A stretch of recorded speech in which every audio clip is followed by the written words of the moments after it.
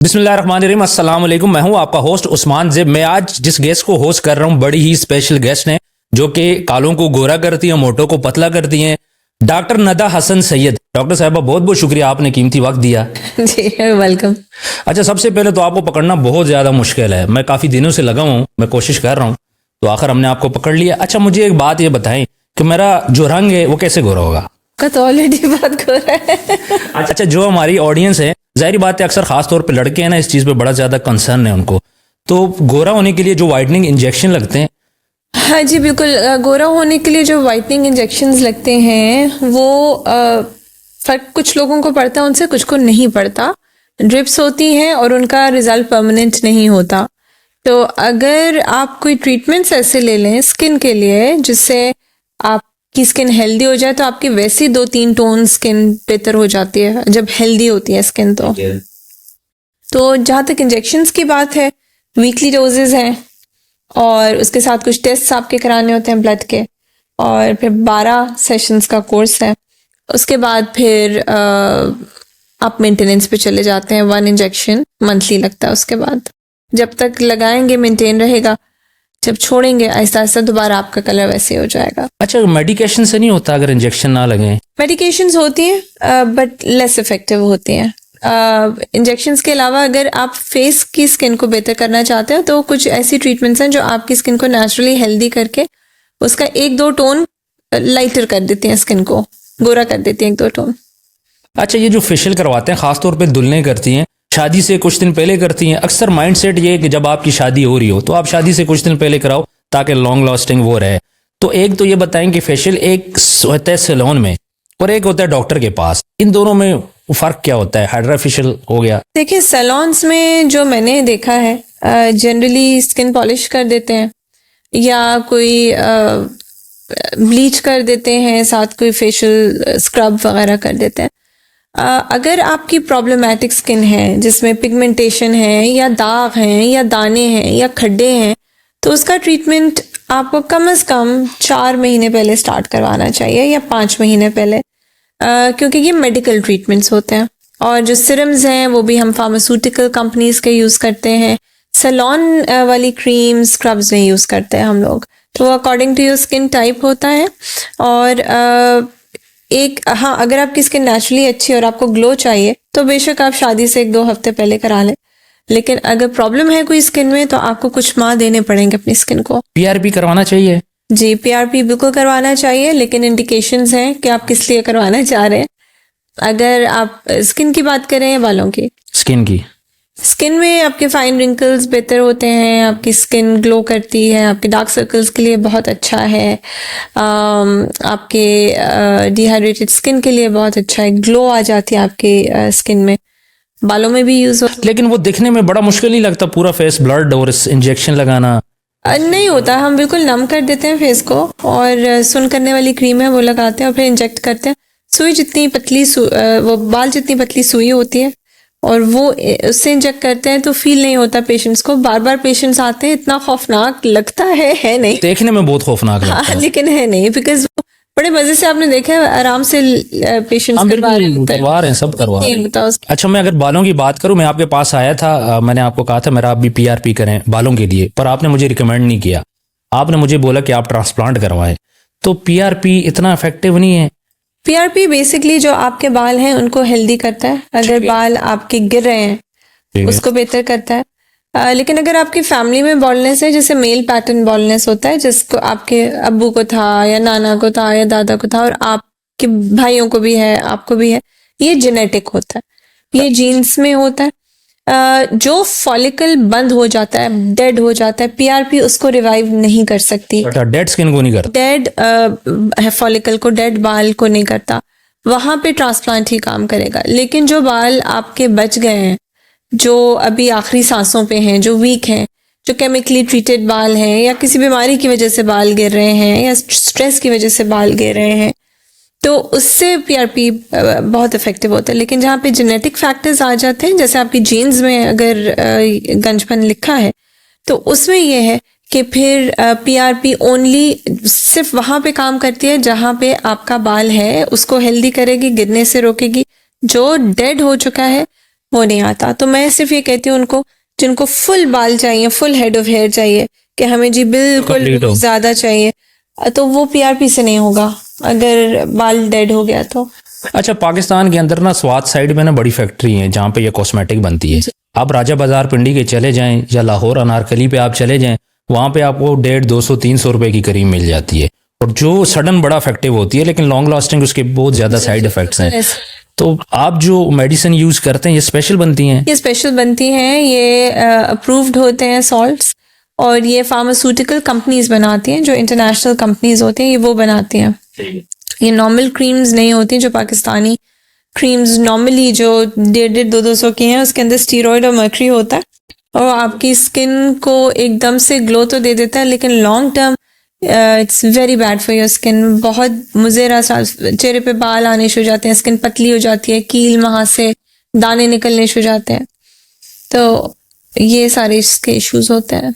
अच्छा, लेज़र के बारे में थोड़ा सा लोगों का ये है कि जब आप लेज़र करवाते हो उसके बाद लेज़र के एक तो साइड इफ़ेक्ट्स होते हैं, दूसरा जो हेयर आप फेस से लेट्स सपोज रिमूव कर रहे हो तो वो काफ़ी टाइम बाद दोबारा आ जाते हैं, तो इसके सेशन करवाने पड़ते हैं रिपीट? जी जी बिल्कुल कराने पड़ते हैं। लेज़र हेयर रिमूवल जो होता है ना, वो परमानेंट लेज़र हेयर रिडक्शन होती है। आपके बाल कम होते हैं, सारे नहीं ख़त्म होते, काफ़ी हद तक 80% तक कम होते हैं, और कुछ अरसे के बाद आ जाते हैं, तो आपको रीटचेस चाहिए होते हैं। ठीक है। लेकिन अब एक बाल है जो एक ख़ास लेंथ तक निकलेगा, तो आप उसको वैक्स कर सकेंगे, प्लग कर सकेंगे, थ्रेड कर सकेंगे।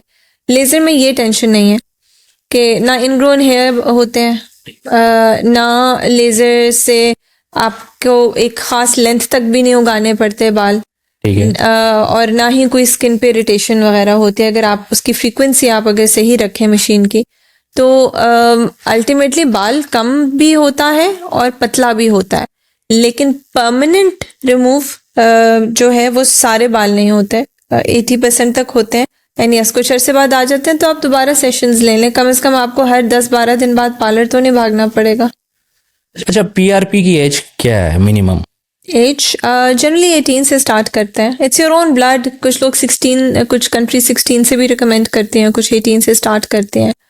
पीआरपी एक ऐसी चीज़ है जो आपका अपना ब्लड है, अपने ग्रोथ फैक्टर्स है, आपके ब्लड से बनाई जाती है, और उसके लॉन्ग टर्म कोई मुज़र असरात नहीं है। ये हार्ट ट्रांसप्लांट्स में यूज़ होता है, ये जो दांतों के इम्प्लांट्स होते हैं उसमें यूज़ होता है, आपके मसल स्पैज़म में जाए उसमें यूज़ होता है, आपके डायबिटीज़ में अक्सर आप देखते हैं जिनके ज़ख्म बन जाते हैं वो हील नहीं होते, उसमें यूज़ होता है। तो बहुत सारी चीज़ों में यूज़ होता है। अच्छा, अब ये सारी चीज़ें हम लोग देखें तो डाइट उसको कितना रिकमेंड करेंगी? जो हमारी डेली लाइफ में जो रूटीन है, डाइट कितना इम्पोर्टेंट? हमारी डाइट बहुत ज़्यादा इम्पोर्टेंट है हमारी डेली लाइफ में। मतलब अच्छी डाइट ले कि हम ये सारी चीज़ें मेंटेन कर सकते हैं? बिल्कुल कर सकते हैं, लेकिन अगर आप एजिंग की बात करें तो डाइट के साथ आपकी एज डिले ज़रूर होगी, लेकिन रुकेगी नहीं ना। तो ये ट्रीटमेंट्स अल्टीमेटली तो कराने पड़ेंगे, लेकिन आपकी क्वालिटी ऑफ लाइफ अच्छी होगी। बाकी एक अच्छी डाइट से जो आपका इनर ग्लो होता है स्किन पे जो आता है, आपके बाल जो हैं, जो deficiencies vitamin D3, B12, iron की होती हैं वो नहीं होती, तो ओवरऑल आपका पूरे अपीयरेंस पे आपकी डाइट का बहुत ज़्यादा इम्पैक्ट होता है। अच्छा, जो लोग ये अफोर्ड नहीं कर सकते, या फिर जो लोग गांव देहात के लोग हैं, वो तो इन चीज़ों को रिकमेंड नहीं करते ना, तो वो कैसे अपनी चीज़ों को, वो लड़कियां, वो बच्चियां कैसे मेंटेन कर सकती हैं डाइट को?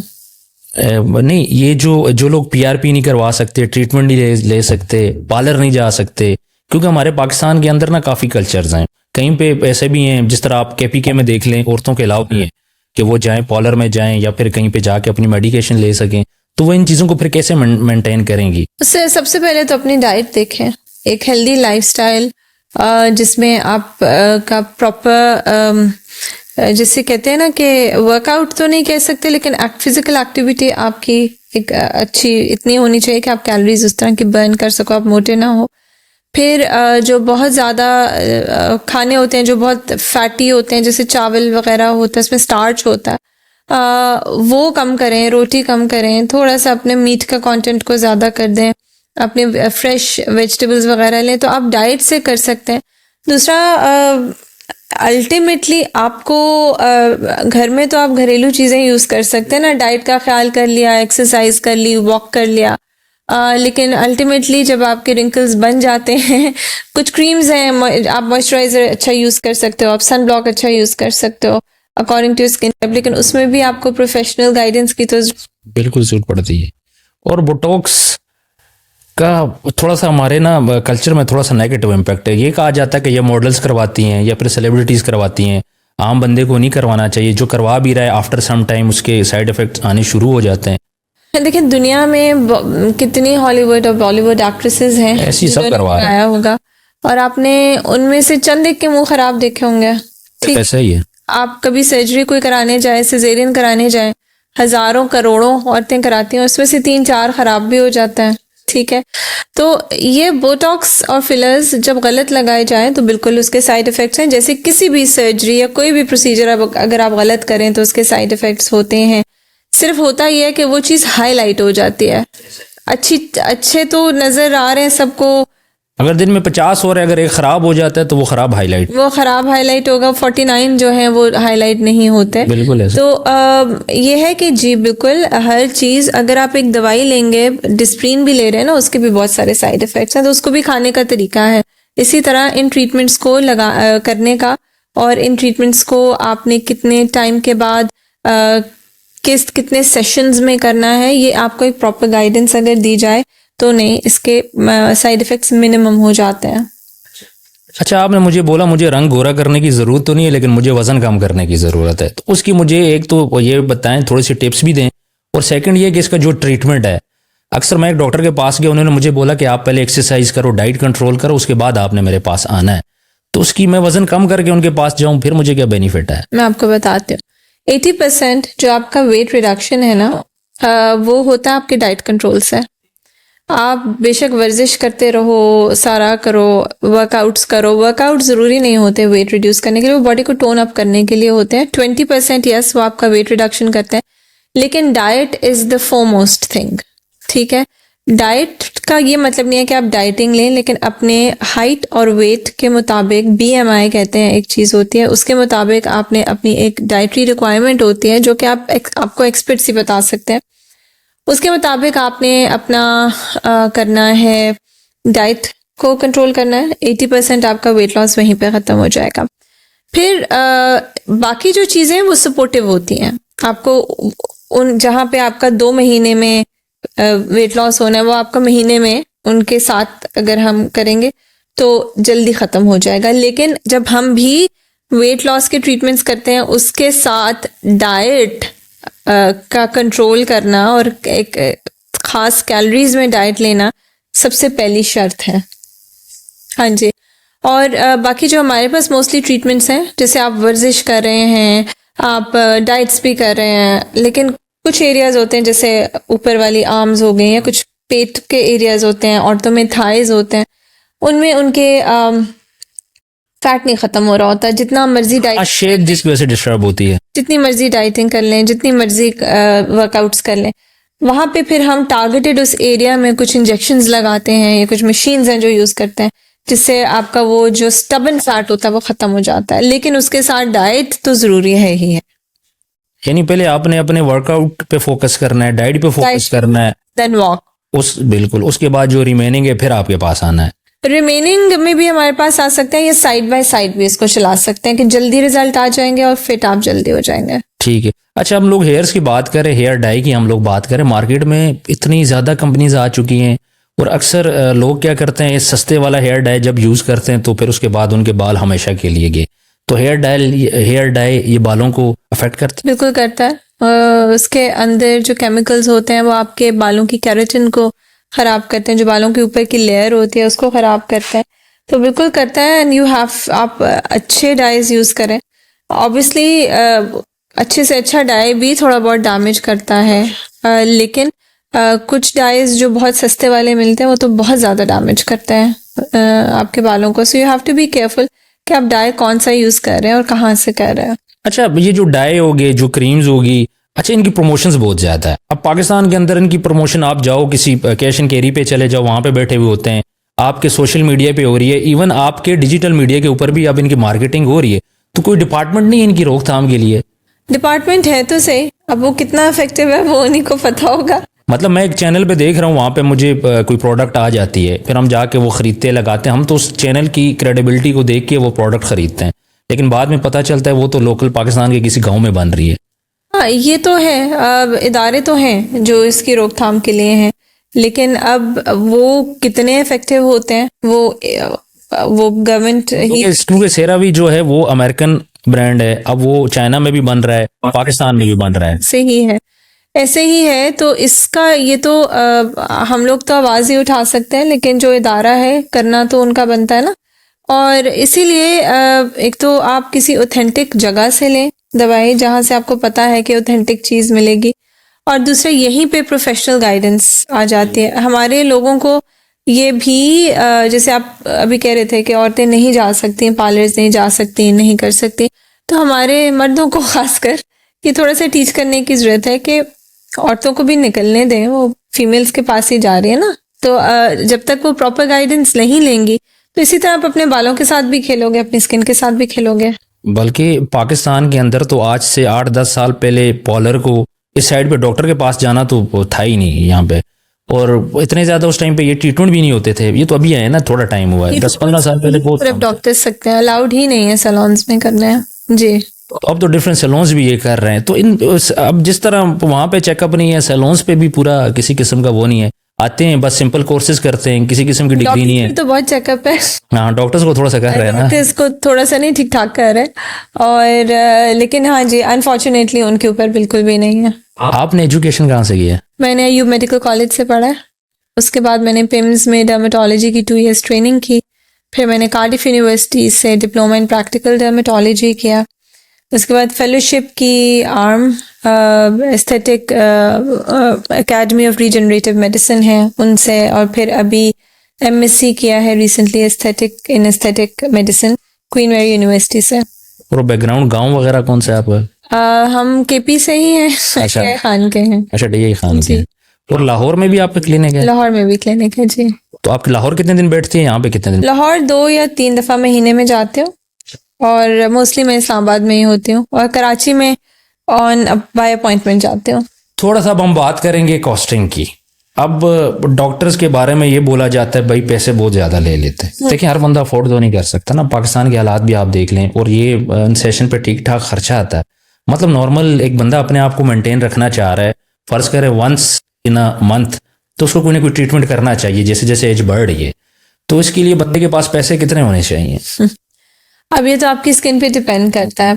मसला जैसे आपने बताया कि चीज़ें महंगी हो रही हैं, तो अच्छा प्रोडक्ट जो है ना, क्योंकि पाकिस्तान में कोई प्रोडक्ट्स एस्थेटिक्स का बनता नहीं है। अगर आप फिलर्स या बोटॉक्स की बात करें, या अगर आप पीआरपी ट्यूब्स की बात करें, वो सारे बाहर से ही इंपोर्ट किए जाते हैं। अच्छा। वो यहाँ पे कुछ भी नहीं बनता। फिर उस with the dollar going up, आपका डॉलर भी ऊपर जा रहा है, और फिर टैक्सेस भी लग रहे हैं, कस्टम पे भी सारी चीजें बढ़ टैक्सेस रही है, वीएटी इतना है, सब इतना है, तो प्रोडक्ट की कॉस्ट डॉक्टर्स को भी महंगी पड़ती है। जब आप अच्छी चीज लोगे तो इट इज कॉस्टली। ठीक है। वो कहते हैं ना कि सस्ता और अच्छा ये साथ साथ नहीं जाते, बिल्कुल यू नो।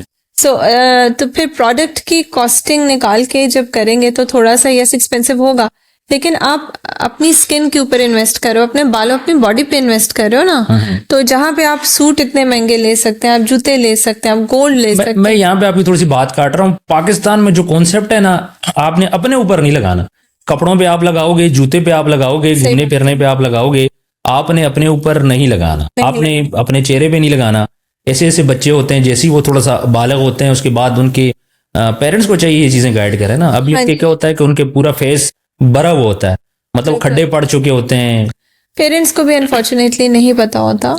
तो आप लोगों के पॉडकास्ट इसीलिए ज़रूरी हैं लोगों को देखने, ताकि लोगों को पता चले कि ट्रीटमेंट्स भी अवेलेबल हैं, और बिल्कुल रिस्क फ्री ट्रीटमेंट्स हैं, जिसमें आपका वाकई ही फ़र्क भी पड़ता है, और बहुत सारे लोगों की लाइफ बहुत बेहतर हो जाती है इससे। स्पेशली जो बच्चियां होती हैं जिनकी शादियां होनी होती हैं, रिश्तों का मसले होते हैं, चेहरों पे बाल होते हैं, या इवन लड़के होते हैं जिनके बाल गिर जाते हैं, गंजे हो जाते हैं, या जिनके चेहरे पे दाग धब्बे होते हैं।